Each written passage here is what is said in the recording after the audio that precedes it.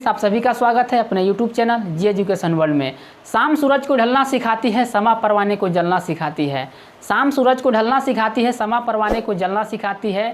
चलने वाले को होती हैं तकलीफ़ें, पर ठोकर ही इंसान को चलना सिखाती है। तो आप सभी का स्वागत है हमारे YouTube चैनल जी एजुकेशन वर्ल्ड में। और आज का क्लास है आपका कैलेंडर, और कैलेंडर में आज इतना अच्छे तरीके से बताऊंगा कि आप उसे कभी ज़िंदगी में भूलिएगा नहीं। तो आप इस वीडियो में आप अंत तक कैसे बने रहें और वीडियो को पूरा देखें। तो चलिए आज का स्टार्ट करते हैं क्लास कैलेंडर। चलिए दोस्तों, आज का क्लास स्टार्ट करते हैं और देखते हैं कैलेंडर। कैलेंडर में 3 चीज़ बहुत ज़रूरी है याद करना। पहला मंथ कोड, डे कोड और ईयर कोड। ठीक है, तो सबसे पहले हम लोग जानते हैं मंथ कोड के बारे में, उसके बाद जानेंगे डे कोड के बारे में, उसके बाद जानेंगे ईयर कोड के बारे में। सबसे पहले हम लोग याद करेंगे मंथ कोड कि मंथ का कोड होता क्या है। तो ध्यान दीजिएगा, देखिए इसमें हम लोग बहुत ही आसान है मंथ कोड याद करना। याद कैसे करते हैं, ये 033 देख रहे हैं ना यार, 033 और लास्ट में आपका 035, एकदम याद कर लीजिए, एकदम बहुत ही आसान है एकदम। 033 और 035 इतना तो आपको याद हो जाएगा। उसके बाद जो बीच में आपका बच गया कि 614 और 625, 614 625, 614 625, 614 625, 033 035। सबसे आप शुरू में रहेगा आपका 033, लास्ट में रहेगा 035, और जब का बीच में बच गया ना 614 625, तो आपको याद हो गया। अब क्या कीजिए, यहाँ हो गया जनवरी, फरवरी, मार्च, अप्रैल, मई, जून, जुलाई, अगस्त, सितंबर, अक्टूबर, नवंबर, दिसंबर। बहुत ही आसान है याद करना डे मंथ कोड। ठीक है, अब याद ध्यान दीजिएगा। अब आते हैं हम लोग डे कोड में, और डे कोड याद करते हैं। डे कोड सबसे आसान याद करना है एकदम। आप तो याद होगा आपको, देखो कैसे होगा। Sunday, Monday, Tuesday, Wednesday, Thursday, Friday, Saturday. ठीक है, संडे का हो गया आपका 0, मंडे का हो गया 1, ट्यूसडे का हो गया 2, वेडनेसडे का हो गया 3, थर्सडे का हो गया 4, फ्राइडे का हो गया 5 और सैटरडे का हो गया आपका 6। तो ये तो आपको याद हो गया होगा। अब चलते हैं हम लोग ईयर कोड में कि ईयर कोड याद कैसे करते हैं, ईयर कोड आता कैसे है। ठीक है, उस पर थोड़ा चर्चा करते हैं, ध्यान दीजिएगा एकदम। अगर ईयर कोड की सबसे पहले हम लोग बात करें तो पहले हम लोग 1600 से ज्ञात करते हैं। 1600, 1700, 1800 जो भी हो, हम लोग उसको बारे में जानेंगे, ज्ञात करेंगे, लाएंगे कि होता कैसे है इसका कोड। ठीक है, सबसे पहले हम लोग 1600 में 400 से भाग लगाते हैं। अगर मान लीजिए कि आपका मान लीजिए 1600 दे दिया, 1610 का कोड क्या होगा, 2 अक्टूबर 1600 ईस्वी का कोड क्या होगा, तो हम लोग इस चीज़ के बारे में पता करेंगे। 1600 आपका है, अगर 1600 में हम भागा लगाते हैं 400 से, मान लीजिए अगर 400 से अगर हम भागा लगाते हैं 1600 में, तो शेषफल क्या आ जाएगा, ये पूरा पूरी कट जाएगा कई बार में, 400 बार में। तो ये आपका 1600 पूरा पूरी कट गया। ठीक है, पूरा पूरी आपका कट गया ना 400 बार में, तो कितना आपका शेषफल आ गया 0। तो 0 का कोड क्या हो गया 6। 0 का कोड क्या होता है 6। अब देख लीजिए 0 का कोड 6 हो गया।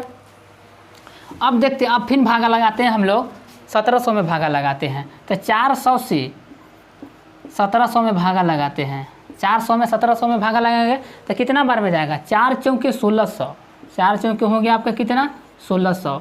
शेषफल आपका क्या आ गया 1 आ गया। तो 1 का कोड क्या हो गया आपका 4, 1 का कोड क्या हो गया आपका 4। उसी प्रकार के 400 से भागा लगाएंगे 1800 में, शेषफल आएगा 2, तो 2 का हो जाता है कोड 2।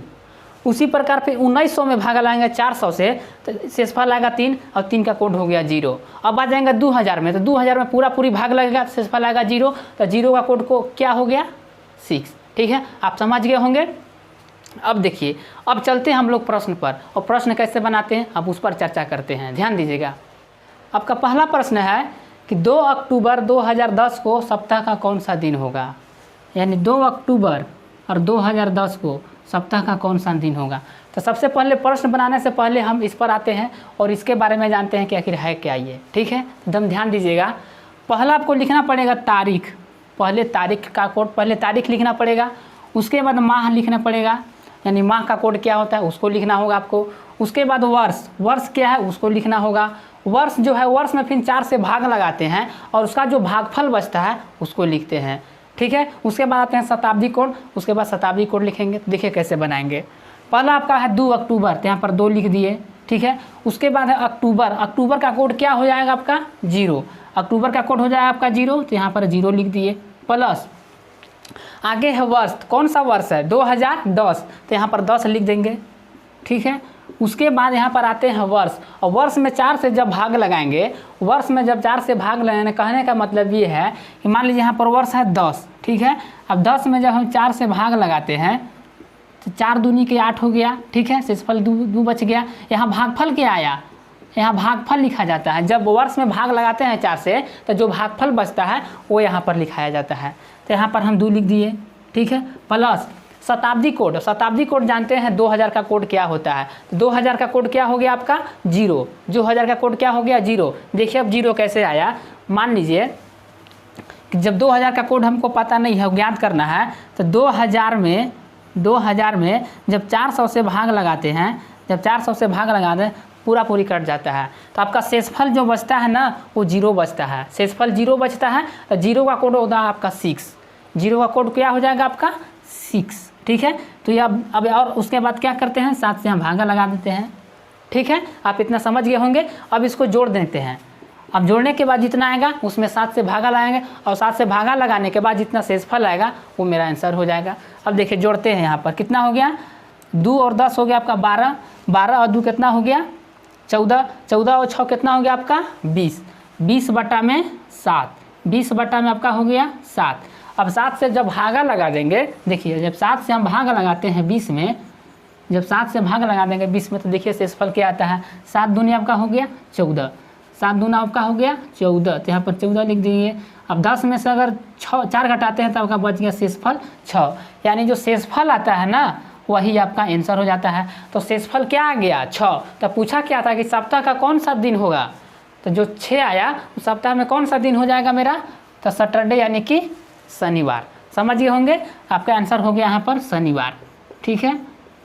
शनिवार का कोड होता है 6, तो ये आपका आंसर हो गया शनिवार, ठीक है। तो आप इतना आज समझ गए होंगे। मैंने जितने भी आज मैंने बताया month code, day code, year code और मैं प्रश्न बनाना भी आपको बताया आज, तो आप अच्छी तरीके से समझ गए होंगे। तो मिलते हैं फिर अगले वीडियो में, तब तक के लिए बहुत बहुत धन्यवाद।